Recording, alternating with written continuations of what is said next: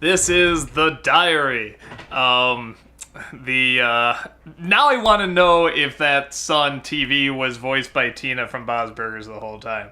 Because I only started watching Bob's Burgers like last year, and this poor guy always somehow gets, even though he's technically playing a boy in this, he's also kind of playing a girl at some point.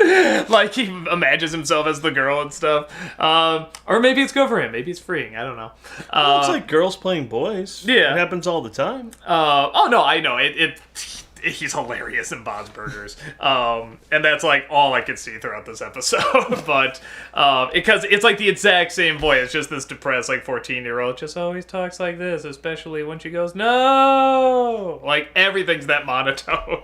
But anyway, so he finally goes outside because he doesn't go outside that much, and comes across this diary of this girl that he doesn't know, gets really sucked in, and some pages are missing. He wants to know how it ends.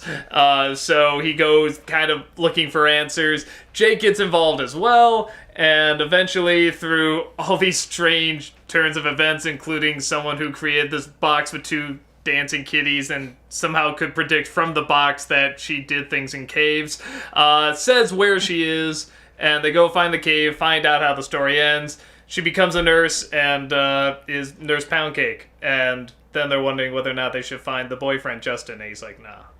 And it just ends there. And even the ripped out pages weren't really anything. They were just like angry rantings about Justin. So, yeah, there's a couple interesting things going on in this, I think. With... he's getting so sucked into the story, to a point where it's like he's not seeing what's happening to her. He's interpreting it as him. He's seeing himself as her. And I guess the first thing I really thought of, even though I'm sure this kind of stuff has happened before, with a lot of, like, online stuff where you can sort of be different characters and create these worlds and stuff. This is something Adventure Time's talked about a couple times. Where you can sort of be this different identity, be this different person, be a different gender, be a different species, you can be a different anything, and get really, really sucked in. I want to be Doug. I want to be Jace. Ugh, no, I don't. I'd have to drink Blue Mountain Dew the whole time. That's true. I can't drink Dew. Screw that. You don't drink the Dew. You do the Dew. If there's anyone I believe actually does the do, it would be you. I need some alone time with my do. I get the feeling, because that's always kind of thing they're talking about more and more, is how sucked in can you get into your fantasies. Because, fantasies are very healthy, very helpful. Great writers do it, and people just working through things do it, pretend like they're different people to get through stuff. But other people just reject their reality to be someone else. And especially with the internet and, just becoming these different identities, and with this whole awareness now of, like, of transgenders and people that believe they were born a different gender or different identity and stuff. I mean, so much of this, there's such an awareness to it, where I think right now it's a very fun gray ground, a gray line where it's like, where is okay, like, this is totally fine, acceptable, at what point is it like, no, you gotta leave your room and be you, kind of thing. You're not, Wolfie McFox or whatever. You need to go outside to be somebody else, or be yourself, I should say. So, yeah, I like that they dealt more with just, it's a diary, it's not something online, it's not technology, it's just something as simple as the writings of someone that did exist. So it's not even like pretending to be someone that doesn't exist, which I think made it even more interesting. And some of it they surprisingly got right, like the crab hand. Yeah. That killed me. I even found a cure for my crab hand. So I liked it. I like that he wanted to find what happened to her, and it was kind of perfectly anticlimactic, I think. Like, it sounds like it's gonna build to something big, but it's like, I just ran away for a cave for a little bit, got over it, became a nurse, and lives a the life of a nurse, you Yeah. know, seems to be doing well. And then when it came to finding Justin, it's probably just the same thing. Like, just either A, I'm just so tired of looking for the other person I've done, or B, just like, well, the other one was so anticlimactic, that'll probably be anticlimactic too. And like I say, even just the 3 pages being torn out. Wait, those 3 pages? Oh yeah, that was just getting mad about Justin. Yeah. I love how anticlimactic that was. I thought that was both really funny and just so true to life sometimes. You think it's Yeah. going to be these grand answers, and sometimes it's just general shit. Honestly, it's usually the stuff you think is going to be general shit that has, like, the weird, big and friggin' big and, I'm tired, answers. Thank you. Friggin' bagger, shaggin' wabbit! So, no, I thought it was a lot of fun. What are your thoughts? Just want to know what the hell you were just saying before that. I was Yosemite Sam! Dang damn it! See, this is the perfect example of someone escaping Yeah, see, someone else. I'm Yosemite Sam now. Utah, I'm just gonna sleep.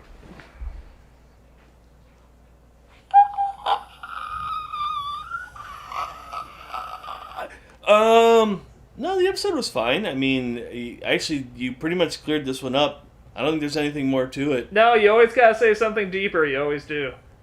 I want to go down to the... Not like that! Bring your face over here so I can slap it. Oh, there you go. Wait, why did I do that? No, I think it's you hit the nail on the head with the whole people trying to escape into something that they're not, and TV uses it as an escape. Oh, I want to say this really quickly. In the beginning, when TV is playing a video game and it comes up and it, happens, Doug said specifically, "Oh, that's Dragon Warrior, not Zelda." And I want to say, I'm so happy because I'm tired of the internet only knowing like 5 Nintendo games. They only know Nintendo awareness. They only know Mario, Zelda, Metroid. What other ones? Donkey Kong? Yeah, and like Pomon. But I mean, like, I'm so glad that Doug's like, "Oh, that's like Dragon Warrior." It's like, yes. Well, to be fair, at first I thought it was Zelda 2, but then when the little square came up, I'm just like, "Oh, that's Dragon Warrior." Okay. For the record, I hated Dragon Warrior. No, because it was an RPG. That was actually the first RPG I was introduced to. I'm like, this is bullshit. Just stab it. Would you like to stab it? Yes. Breathe fire on you. The fuck is this? Just show it to me. I want to fight back. Would you like? I don't want to type. I don't want to say yes. I want to stab the fucking thing. So, actually, that's the only thing that did bother me about that game. When you walked up to stairs, you had to like go to the menu and actually select to go downstairs. I'm like, would you like to do the next stair? Yes. Would you like to do the next stair? Yes. But I did love the game. I did. I fully did. I know it's for RPGs. It's fine. Like I said, I just don't get RPGs. But no, like it's almost like anyone getting into a book, getting so drawn up into that book that it becomes like almost part of themselves. But like the fact that it was someone who actually wrote this, I think it makes it a little bit more fun. I also do. I still love the whole. Yeah, like I had a crab. It's a crab hand, and this happened, and then this happened, and this happened, and then it actually did happen. Yeah, I love. Well, that. At least the crab hand happened. We got that part. At least was true. The rest was a little vague. We don't know if it did, but with the because like you said, people have gotten sucked into books. There's been tons of the stories or whatever of people getting sucked into, fiction before the internet, before these.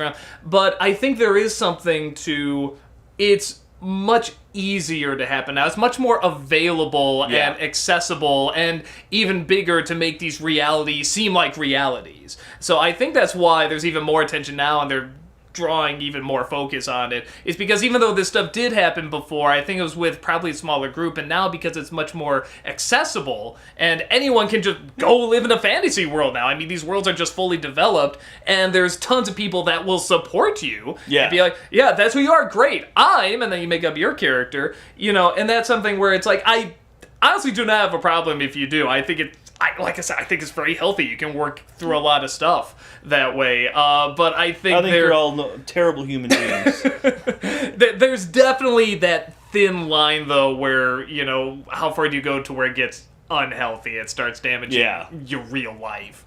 And I think that's sort of what it's talking about, because it did get him outside. It got him doing stuff. But he was also kind of rejecting his reality to a point where he couldn't even tell what reality was. Yeah, he was also like rolling around in the dirt going, ah! Yeah.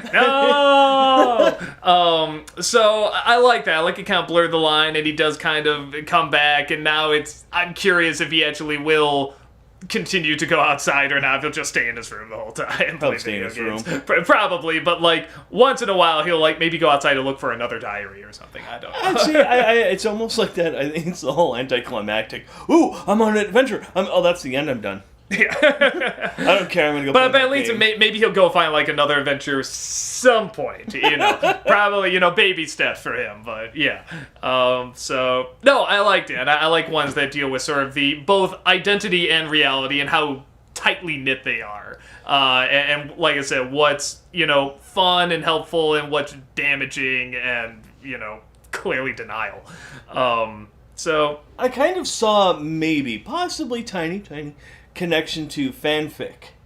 Oh yeah, no. Because if you get to that point where like he needed more, like what he had wasn't enough. He needed more. He wanted to figure out what it was. So he kind of created his own story and kind of kept going with it and everything.